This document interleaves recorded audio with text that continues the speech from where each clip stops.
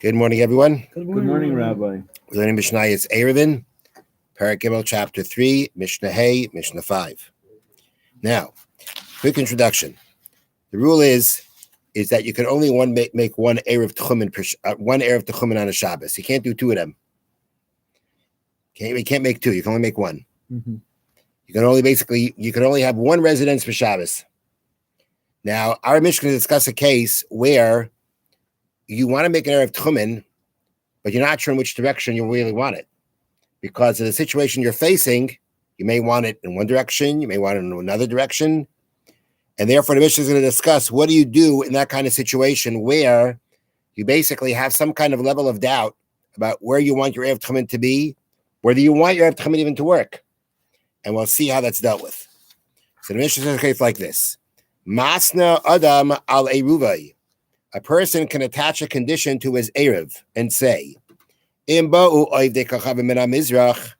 if these idolaters are coming from the east, they're coming to get me.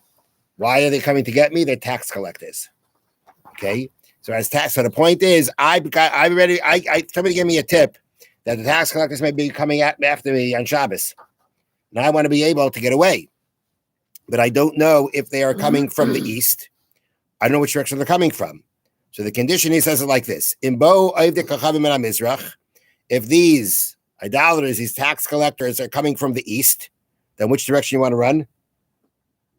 The west. The west, right? So then Eruve Lamairav. Then I want my Erev to work to the west. Basically, this person is going to put down two Erevs. He's going to put down one to the east and one to the west. And only one of them is going to work at the end. But it's going to work. But the one that works is based on basically on the one that he chooses to use or that he's going to land up using on Shabbos. Cute. Okay? Now, if they come from the east, Erev, then my Erev should be to the west. That means the food that I put down to the west, that's my Erev, so that when I hear that they're coming, I can run the opposite direction more than 2,000 cubits. Okay? Now, again, he set down one to the east, one to the west. And when he set, and don't forget, Bein HaShmashis is when it has to take effect. Bein HaShmashis doesn't know what's happening. But in Bein HaShmashis, he makes that condition. And he says, if they come from the east, then the Erev I put down in the west, that's going to be my Erev. When are they going to show up? They're going to show up on Shabbos. The termination is going to happen on Shabbos. Minam Erev, if let's say they come from the west, Erev Mizrach, then the Erev that I put down to the east is going to be my Erev. Okay? In Bo Mikan and Mikan, let's say they came from both sides. They're coming to get me from both sides. Okay? So at the end of the day, he wants to escape. But, at that situation, there's no benefit over the east or the west. Then it's whichever direction I want to go, that's where I go. He's going to decide then, right, which direction is going to be his safest way to escape. But again, he's going to be whichever one I want. And he's stuck with that. Yes, and once you decide on that one, that's it. Mm-hmm. Let's say they didn't show up. Let's say they don't show up at all. This is a tip I got. Maybe they're not going to show up at all. Then I want to be like the rest of the people in my city. That means I don't want to lose what I have now. If no one's going to show up, I don't want to lose the other directions from my house because, as we said, if you make an Erev Techumen, then you only have your 2,000 hours from your house to the Erev Techumen. You don't have anything else. Oh, yeah. So if it comes out that they never show up, then I don't want it to work. So basically, this person is attaching a condition to the whole system to the Erev Techumen. That's how it's going to work. It may not work at all because that's his condition. If they don't show up, I don't want it to work at all. If they do show up, then again, if they're showing up from the west, then I want to go to the east. That means I want my east one to work. If they show up on the east, then I want to go to the west. The west one should work. If they're coming from either direction, then whichever way I go, that's how I'll go. But we're working here with a halachic process called Breira. Breira means to clarify. Breira is a term that we use when a later act retroactively tells us what happened before. I put down the Erev, Bein HaShmashis. That's when it has to work. I don't know which one's working. But based on what I do later, that will determine retroactively what happened Bein HaShmashis. And that's a process that we find throughout the Mishnah about you're doing something now happens, something now is happening that you're aware of, and it's determined retroactively by an act that takes place in the future. And that's what's happening here. Based on what happens on Shabbos, and which Erev is the Erev that he chooses on Shabbos. Well, again, I mean, he set it up. If they come from the east, I want the west one to work, right? Either based on the condition, it's going to work based on what happens on Shabbos. And again, in the case where he says whichever one I want, it's going to be determined by his choice. So that's the first case of the Mishnah. Now the Mishnah gives another case, similar case to this. In Bachacham and Amizrach. The case is not a case of tax collectors. He's not trying to run away from anyone. On the contrary, he's trying to go somewhere. Mm-hmm. He hears that a chacham, a sage, is coming to the area, and he's going to be giving a shiur, he's going to be giving a lecture, but it's going to be outside of his tchum. He won't be able to get there on Shabbos without making an Erev Tchumen because it's too far from his house. But he doesn't know which direction he's coming from.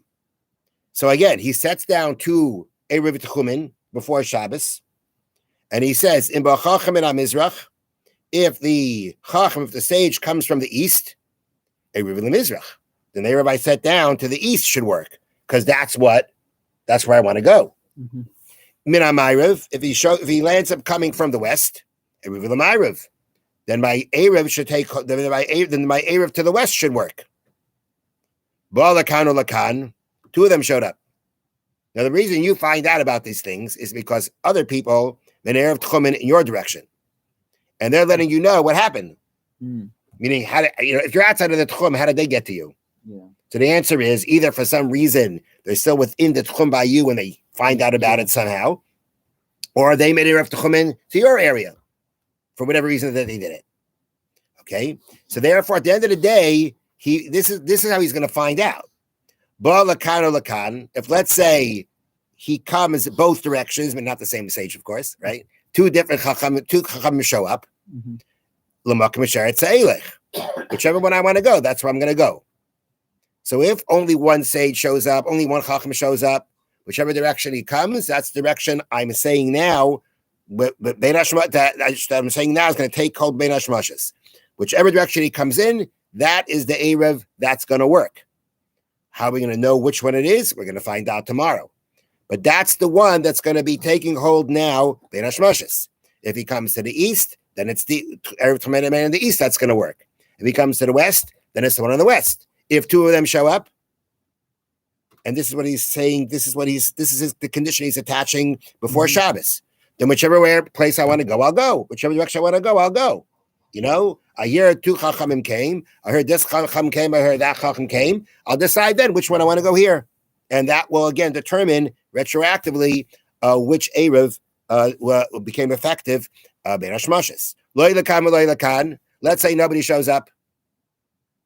Then hareini k'meniri.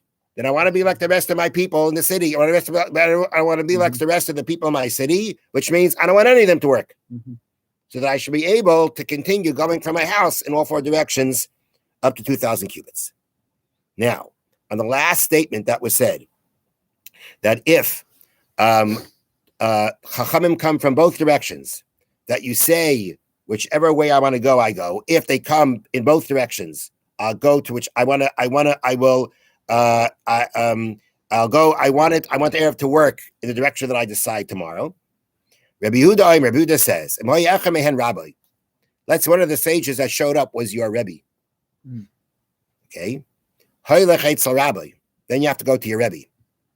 Because we according to Rabbi Yehuda, we assume that you don't want to go hear your Rebbe.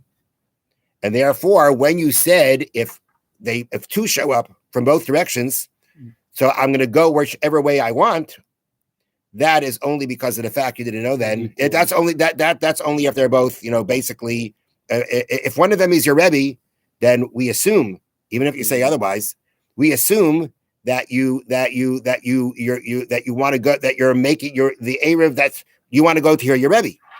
And if we actually say in the notes, if you say, no, I don't want to go, let me see, they say, even if he claims on Shabbos that this was never his intent, we do not accept his claim. Rather, we say that before Shabbos, he intended to go to his teacher, then on Shabbos, he changed his mind. Now, it's not clear to me in this case, where one of them is your Rebbe, Do you know your Rebbe showing Do you up? know that Do you he's know your that Rebbe? the possibility of one of them was your Rebbe? Does it mean that's what landed up being? It's not clear to me. I didn't see it clear. I mean, it could very well be that even if you didn't know, we still say that, if you were to know it's your Rebbe, right? That's where you'd be doing it. So the statement of whichever way I want to go, I'll go was not in case we know that whether you thought it or not, we know that you'd want to be going to your Rebbe. And therefore, if it would be your Rebbe, that's the direction you'll be going. So that kind of assumption allows us to assume that would have been your intent. Again, it's much simpler if he knows that one of them is your Rebbe to say this, but it's not clear to me what exactly the case is. Mm-hmm. But the point is, if one of them is his Rebbe, Rebbe Yehuda says you go to your Rebbe because we assume that is where your intent was. You may have said if two show up, I want to go in every direction I want, but you didn't mean that if one of them was your Rebbe. So apparently it has to be talking about you didn't know it was your Rebbe, because then why would you say it that way? Yeah. You wouldn't say, if you knew one of them was your Rebbe, it wouldn't make sense to say "Welcome to whichever way, wherever I want to go, I'll go." Right. So apparently, it would seem like you didn't know it's your Rebbe, but basically we say that if it lands up being your Rebbe, we assume that your intention was always to go here, your Rebbe. And that's the im hayu shnei Rabbi Sav.